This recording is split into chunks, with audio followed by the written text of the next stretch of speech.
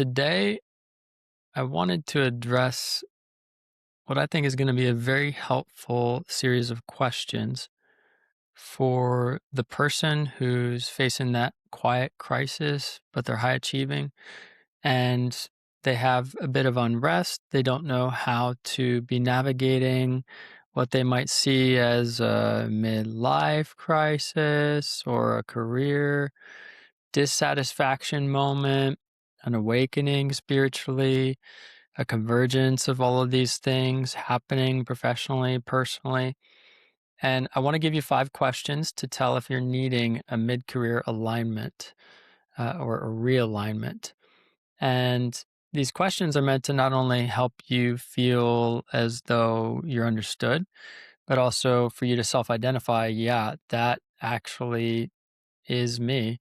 And then some practical things that you can be doing, because a lot of this comes back to things you can be doing, which will pair with some of the perspective that you might need to be changing. So, your mindset. So, it's both. It's not just, okay, let's sit back and have a discussion. It's there are actual things you can be doing, and that can be very helpful in readjusting your mindset, your beliefs, things that might be keeping you from the greater clarity, fulfillment, purpose, whatever it is that you need. So, the first question: if your company vanished tomorrow, how much of you would vanish with it? If your company went away tomorrow, how much of you would also go away? Very important question, because there was a time in my life when this was very applicable. If the place I was working for was no longer in existence, or if I stopped working there, which did happen, I left after a promotion. If I stopped working at that company, what would that say about me? How would I even talk with other people about who I am, what I'm doing? I really was shook. My confidence, my security was shook. And it took a while and a totally new perspective on myself, or a change in understanding my identity, to understand that work is a part of my identity, what I do. But there's so much more in my identity, or how I see myself, where I can gain my confidence, not just through performance. So if you're in that place in your life where you're saying, okay, a lot of me would go away if my company disappeared today, that's a good indicator, signal that something might need to change. And it doesn't mean you need to quit your job necessarily, but it does mean you need to evaluate how you approach what you're doing. And that might come through some conversations where there's some actual reflection happening, and some clarity about what's really causing that uh, effort, and the, what's the word, interconnectedness of your identity to the work that you're doing. Second question: did your biggest promotion feel like one of the worst things that has happened? I was talking with somebody recently, having a coaching conversation, and they mentioned that they were the most accomplished they'd ever been professionally, yet they felt the most dissatisfaction they've ever had professionally. And it was that conflict for them that was really troubling, because they didn't know what to do with that. Does it mean that they leave their job and try something completely new? What does it say about them? What does it say about the work they've been doing, about all the years that they've invested, the time and energy and resource, and the time away from their family? So a lot of things can come up when this becomes a reality. A promotion becomes one of the worst things that's happened. And really, the way that you can start thinking about this in practice is, it's a signal. It's not a conclusion. So if that's the case for you, and you're going, yeah, promotion means nothing, and it actually feels worse that I have it because it feels like I'm more trapped in what I'm doing, that's a signal that something needs to change. You might need to have a conversation or two with some key people to understand what's really going on and driving that conflict. It doesn't need to be a conclusion about what you need to do with your work. And you don't necessarily need to just say, okay, then forget it. The work is the problem. That's a victim mindset. When you blame work as the problem, that gives work control over you. You're giving the control that you have to your work. So you really want to be aware of that when you start blaming work as the problem. You want to be aware that nobody's forcing you to go to work. So you got to take a step back and say, okay, maybe I need some clarity about where this conflict originated. How did it happen? And that can happen, the clarity can happen through some really helpful questions. And one of the most important pieces of that is no judgment in your own answers. The next question: when was the last time you felt rest? Not vacation rest, but soul rest. This is something that a lot of people struggle with. I've struggled with it.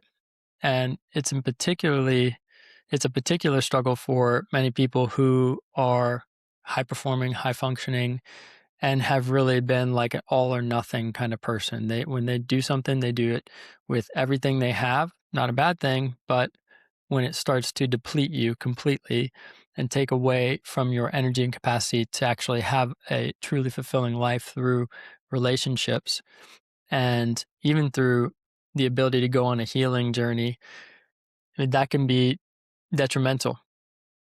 So that gift of being hardworking can work against you if you're not aware of how to use it, right? And one of the keys is understanding, rest doesn't necessarily come from not working. Rest comes from actually being able to lay down work in your mind, right? How many times have you not worked but still felt depleted when you went back to work? In part, it's because you haven't been able to lay it down in your mind, right? It's really important to understand not just do I feel rested, recharged, energized in my body, but also in my soul. And a big part of that is understanding how your mind is replenished and recharged. And many people have been going on autopilot for a long time. And it's when you hit this point in your life where you have an awakening, a spiritual awakening in particular for many, where you start to recognize, I can't continue doing the same thing in the same cycle. Something's got to change. I don't know where to begin. That's a common start of a conversation I'll be having with somebody on a clarity call. And so you have to go back to, okay, where am I today versus where would I like to be? And what are the steps I can take to get there? And this might require going back several months or years to understand how you got to where you are. But then it also requires some practicals and, some changes to how you're approaching your day to day. And that can be healthy rhythms. That can be a change to, your boundaries and what you're doing with work and how you're approaching work, and even maybe, how you see yourself at work. These are all based on agreements that you've made about what work is to you and who you are in the workplace. So a lot of these things can come to the surface as you just start taking a step back and having the right questions asked. It will help, though, with getting your soul to rest. The next question: are you still overworking thinking it's going to solve something?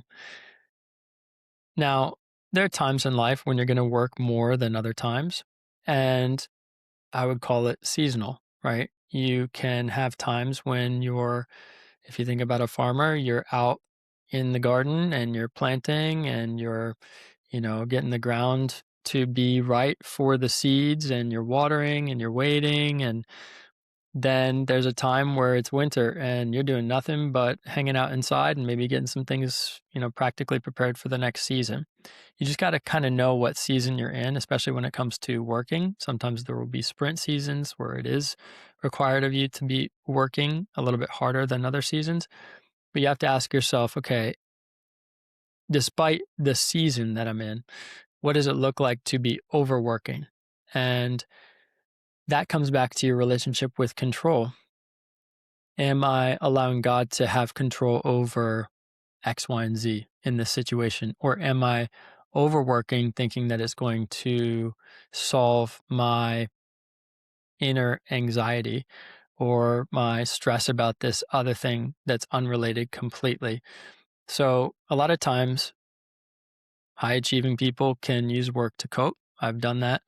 And it can be incredibly challenging to break that cycle. Work is a productive outlet, but when you start to see that it's not addressing other things that you could be addressing if you just face them head on, that's when you need to just pause and you go, okay, work's not bad. It's not everything. And maybe it would be worth some energy if I redirected a bit of my capacity elsewhere to really give me a lot more energy than I'm getting from overworking, which is in fact depleting. So, just a question you can be asking again, be an observer more than a judge. And the last question, do you have clarity in your success, or have you lost sight of the purpose or your purpose?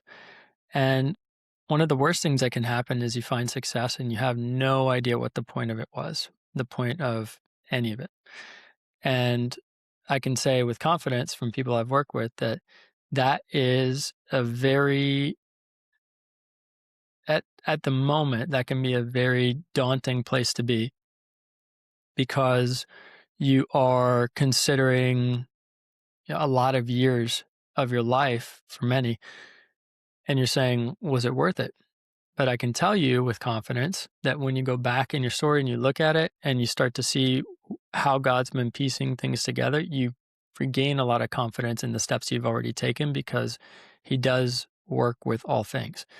So whether you start to see it now by going back in your story or later as your story continues to unfold, you do start to see God works with all things and He ties it all together.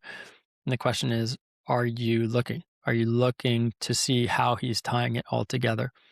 So, again, just looking at it as an observer rather than a judge, if you sit there and you go, I don't have clarity in the success I've had, I have lost sight of the purpose, I have lost sight of my purpose, is that bad? That's not for you to judge whether it's good or bad. It is just an observation. And it's a signal that you could probably benefit from having a conversation with somebody who would be able to help you navigate through some of those bigger questions that you might be having. So, again, 5 questions to tell if you're needing a mid-career realignment. The first question, if your company vanished tomorrow, how much of you would vanish with it? The second question, is your biggest promotion, in your biggest promotion, did that feel like one of the worst things that has happened? The third question, when was the last time you felt rest, not vacation rest, but soul rest?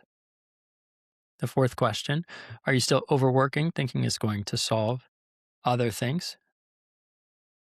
And the last and fifth question, do you have clarity in your success or have you lost sight of the purpose or your purpose? Consider those questions, maybe write them down.